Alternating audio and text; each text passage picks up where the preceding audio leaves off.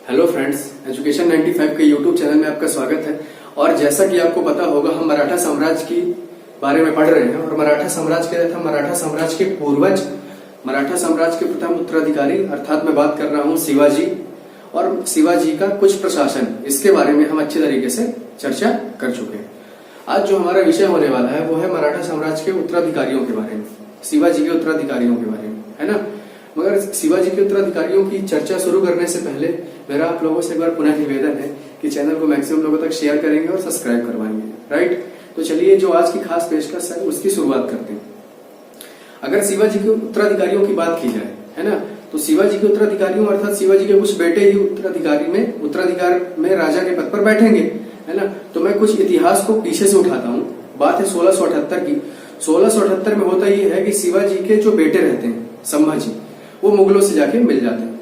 और जब वो मुगलों से मिल जाते हैं तो ये बात बड़ी खटकती है किसको? शिवाजी को। उनको लगता है कि मैंने तुम्हारे लिए न जाने कितने काम किए, है ना, और तुम जाके मुगलों से मिल रहे हो तो कहीं ना कहीं गलत है, राइट, कहीं ना कहीं गलत है। और मेरे हिसाब से अगर कोई किसी बाप का बेटा, है ना, किसी दूसरे के घर जाके ऐसी बातें करे तो मेरे हिसाब से उसका बाप को भी उतना ही बुरा लगेगा जितना शिवाजी को लगा, ठीक।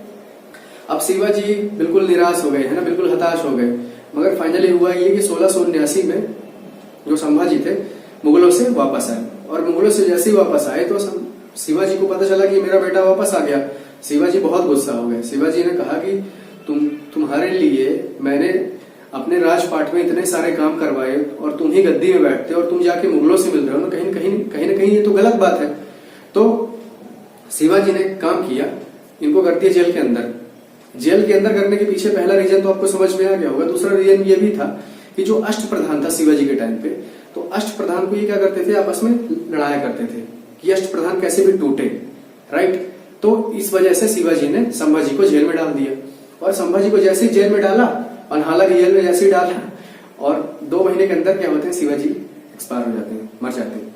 और शिवाजी जैसे ही मरते हैं तो अब उत्तराधिकारी का पद कौन लेगा, है ना। तो शिवाजी के 2 बच्चे रहते हैं, उनका नाम मैं लिखता हूं। पहले का नाम रहता है संभाजी। क्या रहता है मेरे दोस्त? संभाजी। और दूसरे का नाम रहता है राजाराम।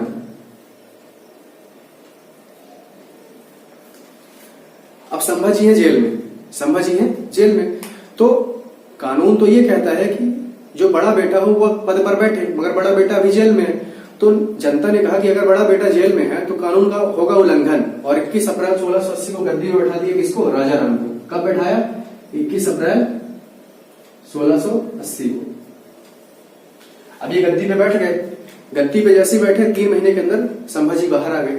और संभाजी जैसे ही बाहर आए, उन्होंने आओ देखा ना था, उन्होंने कहा तुम गद्दी पे नहीं बैठोगे, गद्दी पे बैठूंगा मैं बड़ा हूं, मैं बैठूंगा। और संभाजी ने कहा कि मैं राजपाट संभालूंगा, मैं गद्दी पे बैठूंगा। तो संभाजी गद्दी पे बैठ गए। और संभाजी का जो टाइम पीरियड होता है मेरे दोस्त, वो होता है 1680 से लेके 1689 तक, ठीक है। अब देखिए संभाजी की कहानी स्टार्ट करते हैं। संभाजी 1680 से 1689 तक राज करते हैं। इनकी पत्नी का जो नाम रहता है वो होता है येशुबाई, है ना।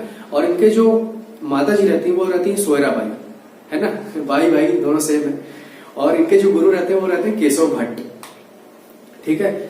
अब जैसे ही गद्दी पे आते हैं, इनके गद्दी पे आते ही षड्यंत्र का दौर चलने लगता है। षड्यंत्र का ऐसा इसलिए होता है क्योंकि जब इनके बाप गद्दी पे थे, मतलब शिवाजी गद्दी पे थे, है ना, तब ये क्या करते थे, अष्ट प्रधान को भड़काया करते थे।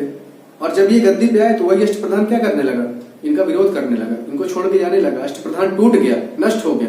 तो सवाल यहां से निकल के आता है कि अष्ट प्रधान मराठा के किस उत्तराधिकारी राजा के रहते हुए टूटा? तो आप टिक करोगे क्या? संभाजी, ठीक। अब होता यह है कि जैसे अष्ट प्रधान टूटा, इनसे लोग दूर भागने लगे, इनके मित्र इनसे दूर भागने लगे, तो संभाजी को लगा ये मराठे और तो सब ठीक है, मगर ये मराठे विश्वासघाती बड़े हैं, है ना। ऐसा मैं मानता हूं कि अगर, मतलब मेरा ऐसा मानना है कि किसी व्यक्ति का जो ट्रस्ट होता है, ट्रस्ट किसी व्यक्ति के ऊपर ट्रस्ट बनाना बड़ा मुश्किल काम होता है। अगर एक बार ट्रस्ट बन गया तो कभी उसके साथ विश्वासघात मत करना। विश्वासघात बड़ी बात होती है ना। तो जब ये बंदे, इनके दोस्त चले गए इनसे दूर, तो इनका ट्रस्ट टूटता गया मराठों से। और मराठों से जब ये ट्रस्ट टूटता गया, तो इन्होंने कहा कि अब मैं कुछ भी हो मगर मराठों को अपने अपने सेना में, अपने कैबिनेट में शामिल नहीं करूंगा। कैबिनेट ही समझ सकते हो आप, है ना। तो कैबिनेट में शामिल नहीं करूंगा। तो उन्होंने एक व्यक्ति को, ब्राह्मण व्यक्ति था उसको, ब्राह्मण व्यक्ति को शामिल किया। नाम था उस व्यक्ति का कवि कलश, और उसको बनाया क्या, पेशवा। क्या नाम था उसका मेरे दोस्त, कवि कलश, और इनको बना दिया क्या, पेशवा।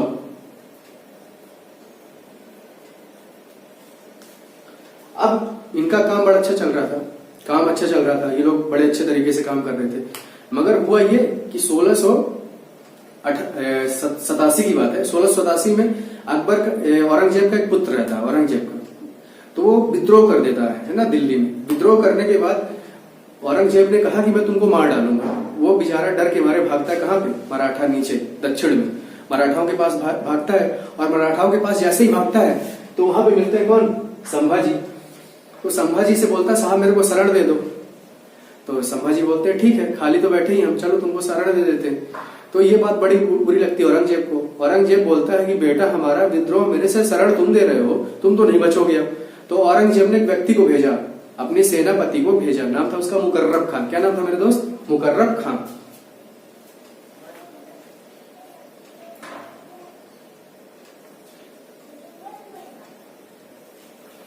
मुकर्रब खान साहब को भेजा और कहा कि तुम एक काम करो, कवि कलश को और संभाजी को जिंदा या मुर्दा पकड़ के लाओ।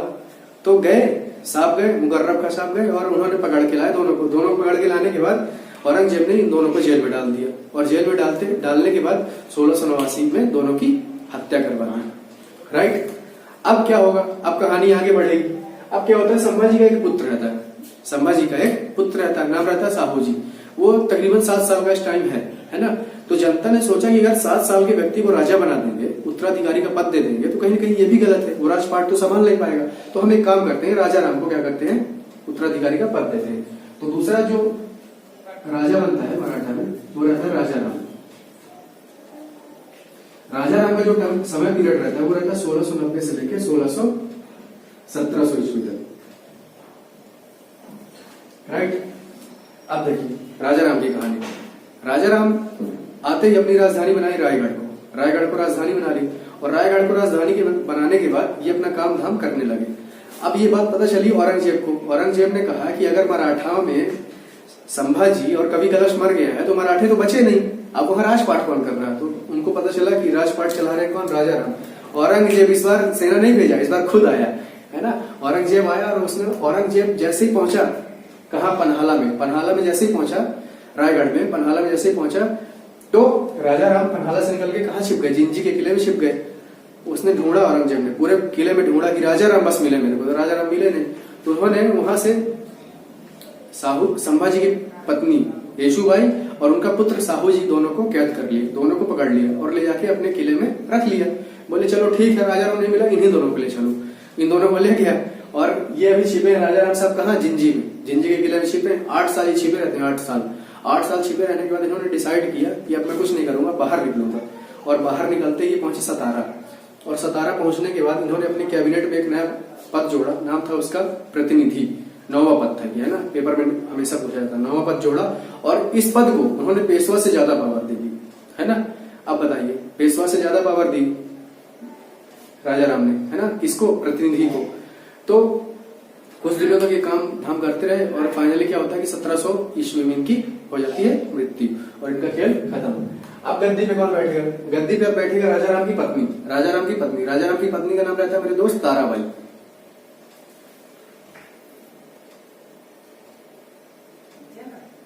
इनका टाइम पीरियड होता है 1700 ईस्वी से लेके 1708 ईस्वी तक। अब ताराबाई जैसी गद्दी पे आती है तो ताराबाई का एक पुत्र रहता है। तो उस पुत्र को अपने उत्तराधिकारी बनाती है मगर खुद राजपाट चलाती है। तो जब ताराबाई रहती गद्दी पे तो उन्होंने बड़े अच्छे काम किए। उन्होंने मुगलों से न सिर्फ लड़ाई करी, लड़ाई करने के बाद मुगलों को न जाने कितनी बार हराया भी, 2-3 बार हराया भी, है ना। और औरंगजेब मतलब बड़ा आश्चर्यचकित रह गया कि जो काम मराठे नहीं कर पाए वो एक लेडी कर रही है, तो कहीं ना कहीं ये बड़ी बात है ना। अब क्या होता है कि 1707 ईस्वी में औरंगजेब की हो जाती है मृत्यु। और औरंगजेब की जैसी मृत्यु हुई तो येशुबाई और येसुबाई और साहू जी, राइट। येसुबाई और साहू जी हो जाते हैं रिहा, जिनको औरंगजेब क्या करता है, कैद करके ले जाता है। और जैसे रिहा होता है और साहू जी उस समय बड़े हो जाते हैं, साहू जी को पता चलता है कि मेरी मम्मी मैं मतलब गद्दी पे बैठना चाहिए, मेरे गद्दी पे बैठना चाहिए, और बैठी ताराबाई। तो आते ही वो विद्रोह करता था, एक विद्रोह करता है। उस विद्रोह का नाम रहता है खेड़ा की लड़ाई, है ना। ये पेपर में निकल जाता है, खेड़ा की लड़ाई कब हुई, खेड़ा की लड़ाई, खेड़ा की लड़ाई होती 1708 ईस्वी में। तो खेड़ा की लड़ाई लड़ता है ताराबाई से, और खेड़ा की लड़ाई में ताराबाई को गंदी मार मारता है, बुरी तरह विद्रोह हराता है, और यहाँ से साहू जी जीत जाते हैं। और साहू जी जैसे जीतते हैं और ताराबाई ऐसे हारती है, ताराबाई का विद्रोह चालू। ताराबाई और इनके पुत्र शिवाजी द्वितीय, इनका मतलब इनका विरोध चालू। इन्होंने कहा कि मैं मरते दम तक विरोध करूंगा, ताराबाई ने कहा मैं मरते दम तक विरोध करूंगा, है ना। और साहू जी आ जाते गद्दी पे, और ताराबाई चली जाती है दक्षिण में, कुछ एरिया दक्षिण में चली जाती है। उन्होंने कहा कि अब मैं दक्षिण में जाऊंगी और तुम्हारा विद्रोह करूंगी, और क्या करूंगी, राजपाट भी चलाऊंगी। तो आ जाते हैं कौन, साहू जी। साहू जी रहते हैं दोस्त 1709 से लेकर 1749 ईस्वी तक। और साहू जी के टाइम पीरियड में क्या होता है कि पेशवा उभर कर आते हैं, है ना। साहू जी जैसे ही आते हैं तो साहू जी ने एक काम किया, एक नया पद जोड़ा, नाम था उसका सेनाकर्ती। इसको पेशवा से बहुत ज्यादा पावर थी, है ना। पहले पेशवा इन्होंने साथ जोड़े बालाजी विश्वनाथ, है ना। बालाजी विश्वनाथ को इन्होंने इस पेशवा के पद पर बैठाया, सेनाकर्ती के पद पर बैठाया, और इसको बहुत सारी पावर दी। और यहीं से पेशवा उभर कर आएंगे, अगले वीडियो में मैं इसकी डिस्कशन करूंगा। पेशवा उभर कर आए, और होता यह है कि उत्तर में तो साहू जी राजपाट संभाल रहे हैं, और दक्षिण में चली गई ताराबाई, और ताराबाई बराबर विद्रोह कर रही है साहू जी का, है ना। एक तरफ कौन है, ताराबाई, और एक तरफ कौन है, साहू जी। देखिए यहां से मैं समझाता हूं आपको। उत्तर में है कौन, साहू जी, और दक्षिण में कौन, ताराबाई, इनका पुत्र शिवाजी द्वितीय। अब ये क्या करते हैं, बराबर विद्रोह कर रहे हैं किसका, साहू जी का। तो होता यह है कि कुछ दिनों के बाद साहू जी की डेथ हो जाती है, शिवाजी द्वितीय की डेथ हो जाती है। शिवाजी द्वितीय की जैसे मृत्यु होती है तो राजाराम की एक और पत्नी रहती है, नाम रहता है राजसबाई, है ना। राजसबाई एक और पत्नी रहती है, तो उनसे एक पुत्र पैदा होता है, नाम रहता है उसका संभाजी द्वितीय। तो संभाजी द्वितीय आते हैं गद्दी पे, कहां पे, दक्षिण में, संभाजी द्वितीय। और संभाजी द्वितीय जैसे गद्दी पे आते तो उनको एक बात बड़ी खटकती, यार हम भाई भाई और हम ही आपस में विद्रोह करें तो कहीं ना कहीं गलत है। तो वो साहू जी से संधि करते हैं, है ना। ये संधि बड़ी इंपॉर्टेंट है, पूछी जाती है किसके किसके बीच में हुई, संभाजी द्वितीय और साहू जी के बीच में एक संधि होती है। इस संधि का नाम रहता है वारणा की संधि। क्या रहता है मेरे दोस्त, वारणा की संधि। 1731 की बात है ना। 1731 में होती है क्या, वारणा की संधि। अब इस संधि में ये लिखते हैं कि भाई साहब हम लोग मिल बांट के काम करेंगे, उत्तर में आप काज चलाओगे और दक्षिण में मैं काम अपना चलाऊंगा। बोले ठीक है साहब, है ना। अब होता यह है कि कुछ दिनों के बाद साहू जी की हो जाती है मृत्यु। साहू जी की जैसे मृत्यु होती है ना, तो यहां से शिवाजी द्वितीय का एक बेटा रहता है, नाम रहता है उसका राजाराम द्वितीय। जगह नहीं है तो मैं बता देता हूँ, राजाराम द्वितीय, है ना। तो राजाराम द्वितीय क्या करता है कि वहां से एक और पेशवा आते हैं, बालाजी बाजीराव एक पेशवा उभर कर आते हैं, है ना। तो इनसे ट्रीटी करता है, और यहीं से एक पेशवा का पद जो है मतलब मेरे हिसाब से पावरफुल हो जाएगा। तो इनसे ट्रीटी करता है और संधि करता है, संगोला की संधि उसको बोलते हैं, संगोला की संधि, है ना। और संगोला की संधि करने के बाद पेशवा जो होते हैं, है ना, पेशवा की शक्तियां क्या होती है, उभर कर आती है। और जो राजाराम द्वितीय रहते हैं ये उत्तर वाले एरिया में अपना राजपाट संभालते हैं, यहाँ पे राजाराम द्वितीय। और यहां से क्या होगा, पेशवा की एक शक्ति उभर कर आएगी, है ना। तो ये हुआ शिवाजी के उत्तराधिकारियों की चर्चा। अगले वीडियो में क्या करेंगे हम, मराठाओं जो पेशवा की शक्तियां हैं, पेशवा कैसे उभर कर आए, पेशवा के टाइम पीरियड में मराठाओं की कैसी शक्तियां हैं, ये हम चर्चा करेंगे, है ना। तो आगे की वीडियो को देखने के लिए चैनल को सब्सक्राइब करें और शेयर करें।